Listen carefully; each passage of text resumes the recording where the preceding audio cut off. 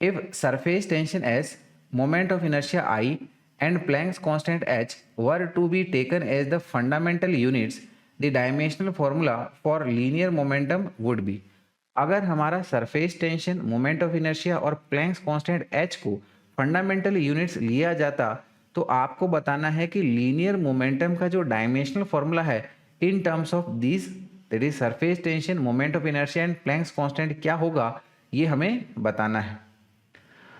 तो dear students, यहाँ पर हम लोग ये बात कह सकते हैं कि जो हमारे पास में लीनियर मोमेंटम है वो कुल मिला के हमारा surface tension S, moment of inertia I और प्लैंक्स कांस्टेंट h के ऊपर डिपेंड कर रहा है। इनकी कितनी पावर के ऊपर में डिपेंड कर रहा है वो अभी हमें पता नहीं है। सो लेट अस से कि इसकी पावर a ले लेते हैं, ये b और ये हमारी c, इस प्रकार से। तो ये इक्वेशन हमारी डायमेंशनली भी करेक्ट है। तो इसीलिए हम लोग कह सकते हैं कि जो लेफ्ट हैंड साइड की इक्वेशन का डायमेंशनल फॉर्मूला बनेगा वही हमारी इस इक्वेशन की राइट हैंड साइड के डायमेंशनल फॉर्मूला के बराबर होगा। तो लेफ्ट हैंड साइड में हमारे पास क्या है, dimensional formula of linear momentum is equal to dimensional formula of surface tension. Surface tension क्या होता है, it is your force divided by length, इसकी पावर ये a, I which is moment of inertia, ठीक है ना। फोर हमारे एक सिंगल पार्टिकल के लिए जो एक एक्सिस के अराउंड रोटेट कर रहा है उसका सॉरी ठीक है ना, moment of inertia, moment of inertia ये होता है हमारे पास में mr², है ना, मोमेंट ऑफ इनर्शिया mr²। हाँ, तो एक सिंगल पार्टिकल जो हमारा एक्सिस के अराउंड पे रिवॉल्व कर रहा है, रोटेट कर रहा है, जिसका मास m है और एक्सिस से उसकी परपेंडिकुलर दूरी r है, तो उसका मोमेंट ऑफ इनर्शिया हो जाता है हमारा mr², ठीक है। इसकी पावर हमारी d है। फिर बात करेंगे हम लोग h which is Planck's constant. Planck's constant, ठीक है, इसको हम लोग ऑब्टेन कर सकते हैं हमारी energy in a photon. Energy in a photon is given by E is equal to H nu. तो यहाँ से हम लोग कह सकते हैं कि Planck's constant is equal to energy divided by frequency.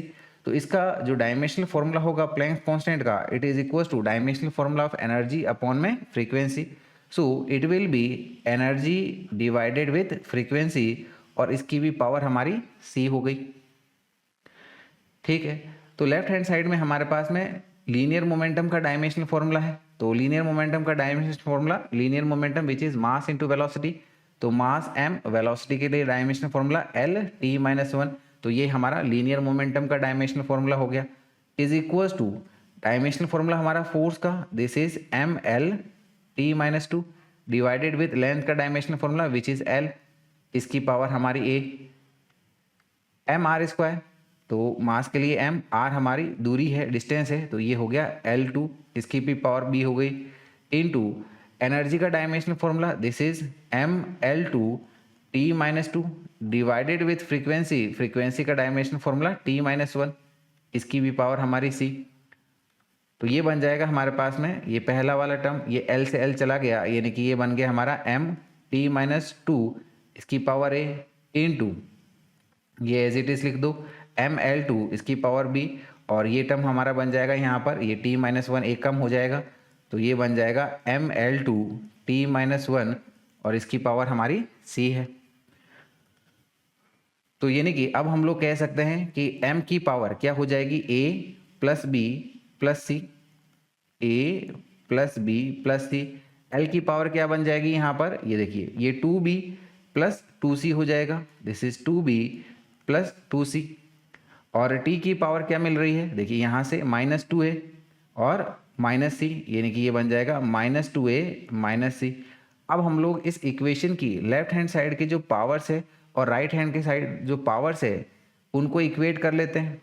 तो यहाँ पर देखिएगा ये बाय डिफॉल्ट m की पावर क्या है, 1 है, l की पावर हमारी 1 है और t की पावर ये -1 है। तो m की पावर राइट हैंड साइड में a plus b plus c, इसको हम लोग इक्वल्स टू 1 बोल सकते हैं। तो पहली इक्वेशन हमारी बन जाएगी a plus B plus c is equals to 1। दूसरी इक्वेशन क्या बन जाएगी इसी प्रकार से 2b plus 2c is equals to 1, 2b plus 2c is equals to 1।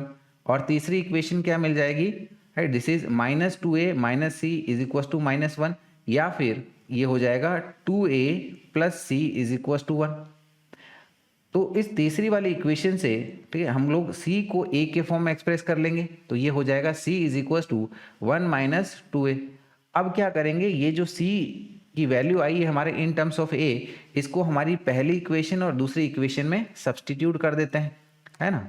तो ये पहली वाली equation that is a plus B plus C, ये क्या हो जाएगी, राइट, ये हो जाएगी हमारी एज कि it is a plus B plus C था, c हमारा है 1 minus 2a is equal to 1। इसी तरह से हमारी दूसरी वाली इक्वेशन क्या हो जाएगी, this is 2b plus 2c is equal to 1।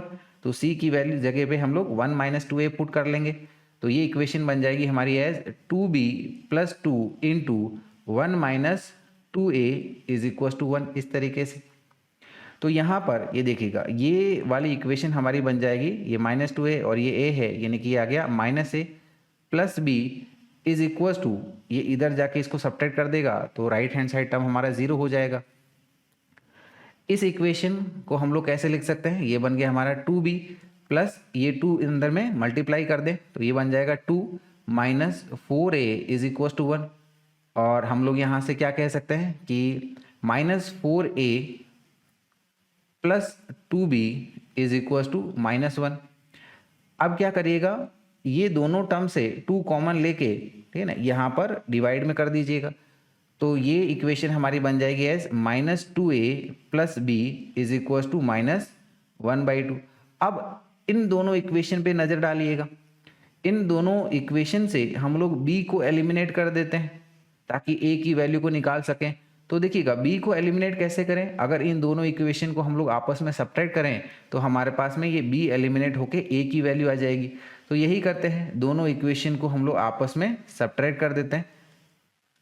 तो जब हम लोग इसको सब्ट्रैक्ट करेंगे, ठीक है, तो ये हमारा टर्म बन जाएगा एज, इधर से ये a आ जाएगा इज इक्वल टू, ये आ जाएगा 1/2।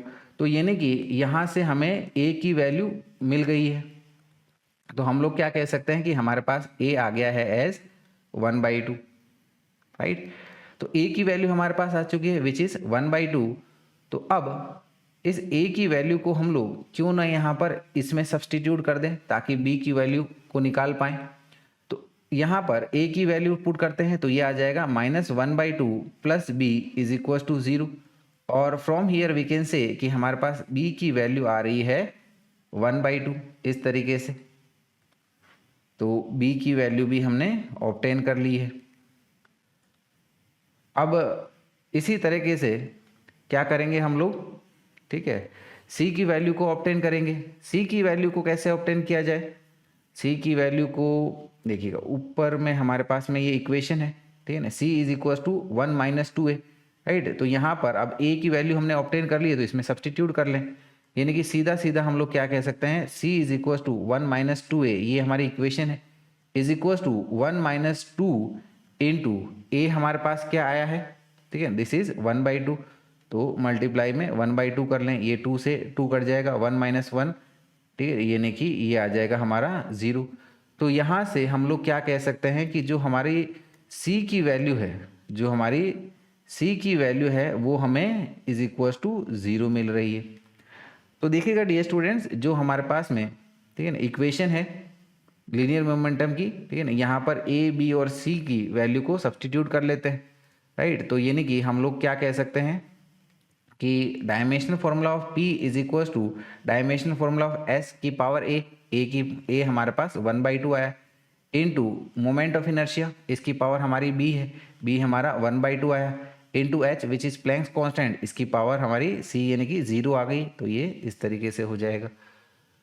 तो ये इसको अब हमें ऑप्शन में चेक करना है। तो देखिएगा, ऑप्शन के अकॉर्डिंगली देखें तो हम लोग हमारे ऑप्शन सी को इसमें ऑब्जर्व कर पा रहे हैं, तो सही आंसर हो गया हमारा ऑप्शन सी, राइट।